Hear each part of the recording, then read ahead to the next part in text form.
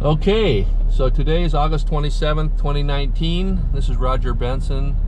Glenn Jurgis and I are going to give you a tour of the Enetai water system. So here we are at the intersection of Enetai Beach Road and Martha's Way. We're going to take a little trip down Martha's Way. Okay.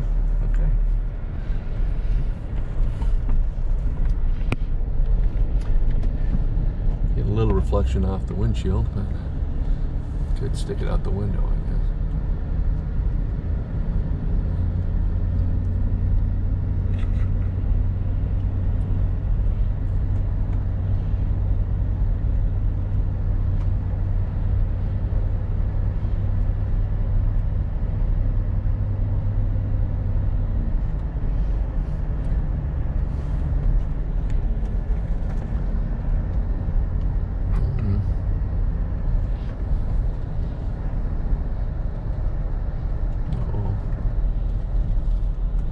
Thing went dark. I don't know if it's recording or not.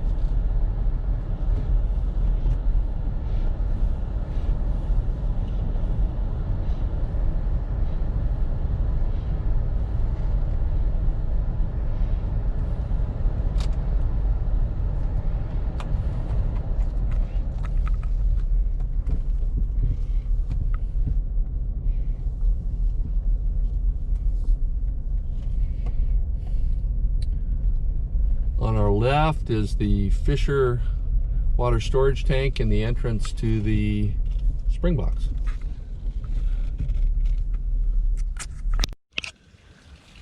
So again, here we are at the entrance to the trail to the spring box. The Fisher storage tank is on the left. I'll just take a little walk back through the trail. As you can see, it's fairly confined. The Fisher storage tank has an overflow, as you can see. That runs when their tank is full. It's fairly wet. There's a lot of brush along the trail. Charles Warren and Glenn over the years have spent quite a bit of time trying to keep this accessible. As you can see, there's distribution piping along the trail as well. Just to give you an idea of the terrain, there's a fairly steep swale on the right and a hill on the left. So it's a fairly narrow entrance to our equipment.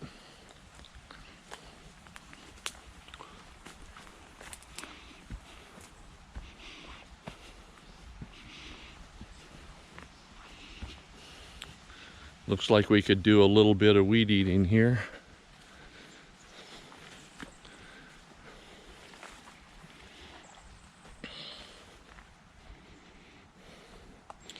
There's a lot of parched water that runs across this trail, so it's generally pretty wet and muddy year-round. As you can see, there's water running along the trail. Footing isn't great. You have to wear the right shoes, which I'm not right now.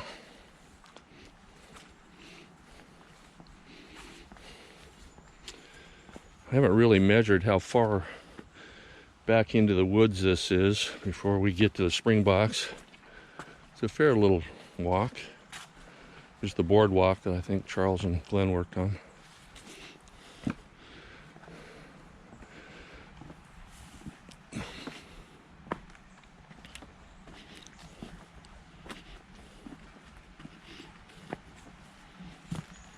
So this is the spring box. As you can see, it's made out of stainless steel. There's fairly constant running water off the hillside here. It's always a challenge to deal with in working on the box. Off to the north, we have a fairly steep bank. We have limited ability to work from that side of the box. I think it's important to recognize the terrain here. As you can see, the box is cut into the bank of a pretty steep hill. We'll open the spring box in a minute so you can see what that looks like. As you can see, spring water running alongside the spring box pretty much full time. Makes it hard to work in here. See if I can get in here without too much problem. The pipe that you see here is the main supply line from the spring. Up until recently, it was largely underground due to a coliform contamination problem. We've uncovered it. As you can see, we've made an effort to envelop the outside of the pipe with various materials to try to keep any contamination from getting in through the pipe. That so far has not been successful. We still have a 1 count on our coliform. Digging into this bank is particularly difficult because the bank sloughs off due to all the water coming out of the hillside above. We put some temporary shoring in to try to protect the pipe as best we can. All of this ground around the box is pretty saturated with water. The next step, well, we're not sure what the next step is. We believe that the coliform contamination is in the last 5 feet of this pipe, which we're almost have that much exposed now. It might involve trying to dig deeper into the hillside, which is pretty futile because, like I said, it sloughs off and there's running flow of muddy muck that comes off the hill, and you can see it's all the way around the location that the pipe comes out of the hillside. I can just tell you right now our liner is not badly plugged up because there's no overflow here. Right. So this is the overflow to the box. If the water weren't moving freely through the distribution lines down to the tanks, that would be overflowing. It's pretty creative the way this was designed. As you can see, there are two lines coming out of the box. One on the left goes to the Fisher property. The upper line goes to feed the tanks for the Enetai water system. The reason for the lower pipe is that Fishers have priority over the water, so should something basically ever happen where our flow is reduced to where the spring can't supply both systems, the Fishers would get priority because their pipe is lower than ours. Glenn's going to open the spring box now. I'll see how that goes. Need some help? No, not yet. Okay, there you can see fresh water coming in from the spring. The amount of water that's coming into the box has never been a huge problem, as I understand it. Once a month, this box has to be cleaned out. As you can see, today's a good day to do that. I don't know if you can see in the video, but there's a fair amount of mineral buildup in and around the inside of the tank. And that has to be all scrubbed down, and the tank needs to be flushed and re-energized. I'm back at the Fisher storage tank. I just point out that there are a number of risers along the supply lines. Go ahead, Glenn. That are installed to keep air blocks from developing in the line so that the air can be bled off. Obviously the line's not perfectly level. There's peaks and valleys in it, so air and silt can get trapped along the line periodically.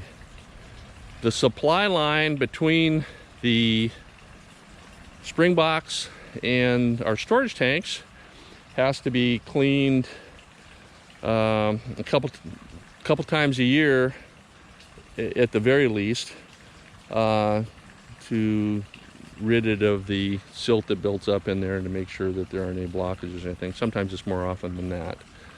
So we'll take a walk down the hill, down Martha's Way, and show you where the storage tanks are.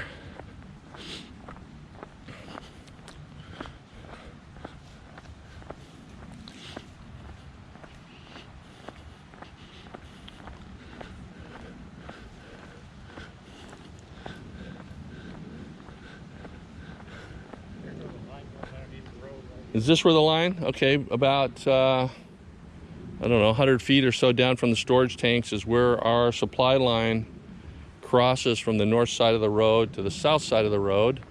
You can see it here in the ditch a little bit. The line is partially above grade and partially below grade as you go down the hill. It's patched together a little bit. There's steel pipe most of the way down, but there's also some other pipe. There's another one of those vents along the way. You can see down here it's transitioned to poly pipe. It's above grade. It winds along the road here up onto some wood cribbing. I don't know if you can see it. Hopefully you can. Glenn is now leaving Martha's Way and heading up the maintenance trail to the tanks. I'll talk about the tanks for a minute. The tanks, I don't know how old they are, Glenn, but they're two 8,000 gallon brewery tanks. They've been converted to water storage tanks. A number of years ago they were lined with some kind of epoxy or other lining to protect the water from any kind of deterioration of the steel. They're quite large. I'll see if I can make my way in here. Follow Glenn up the hill since he has the boots.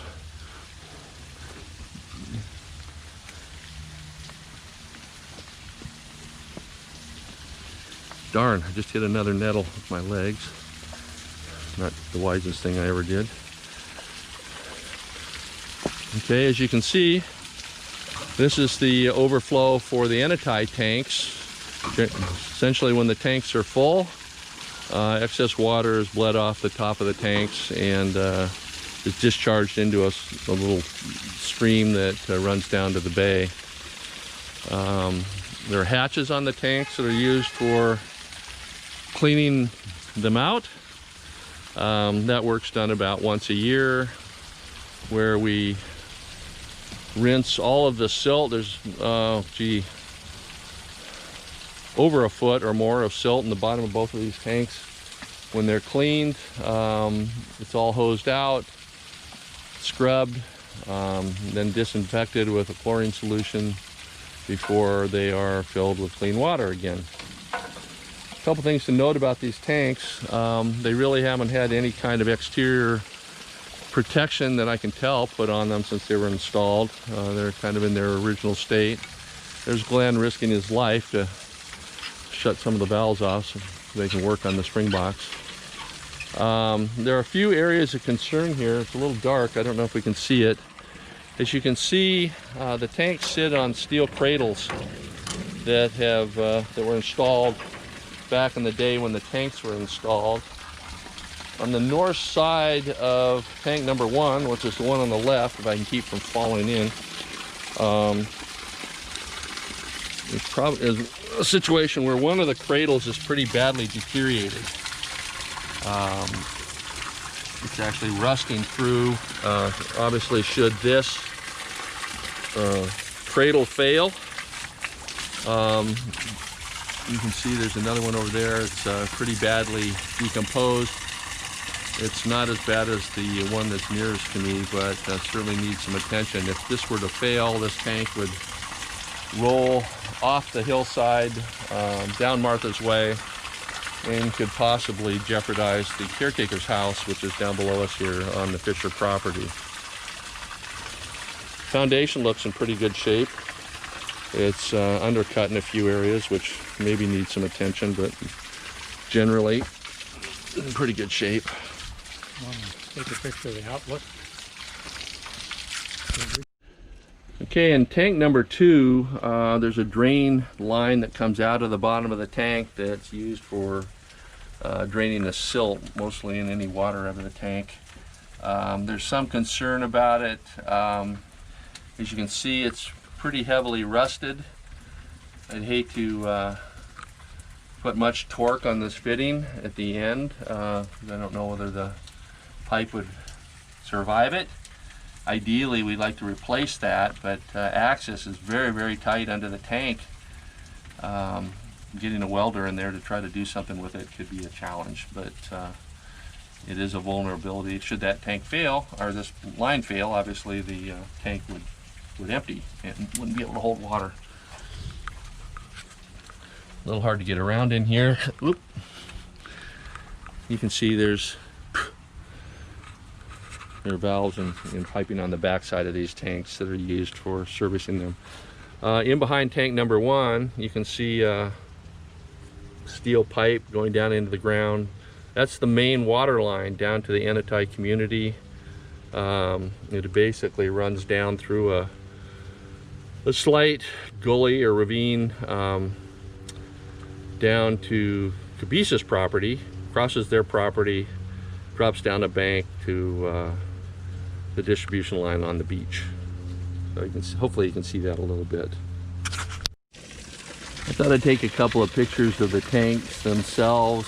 From a risk management standpoint, you can see that there's a fair amount of rust flaking off the bottom of the tanks. As I understand it, the wall thickness is fairly thick, so it doesn't seem like there's any imminent problem, but it would probably be smart to try to start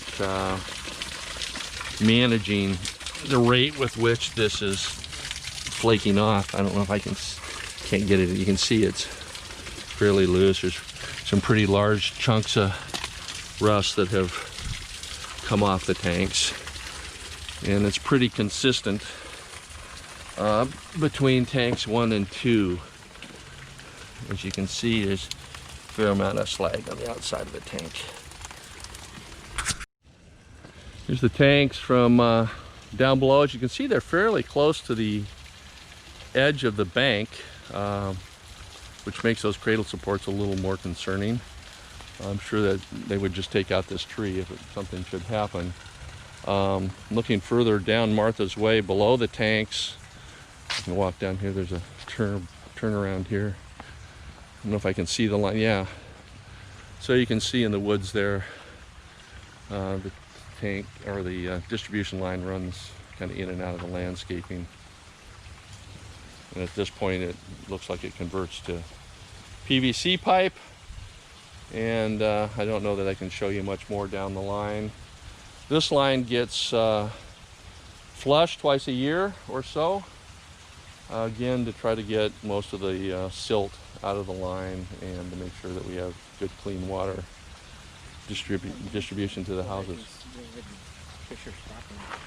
Oh, yeah, this might be helpful. This stake next to the distribution line is the property line between Cabisa's and Fisher's property. So as you can see, the tanks are on Fisher's property, and the line for some distance is also, but I think it kind of crosses at an angle. So maybe if you look down through the vines there, you can see another stake. Gosh, I'd say probably the Fisher pipe is only about 20 or 30 feet on their property, and then it's on Cabisa's property. So we'll stop here. Okay, as I walk out Martha's Way back towards the road, that concludes our video of the Enetai water system. Certainly, if any water users would like to get a closer look, you can arrange a visit through either me or Glenn Georges. That's it.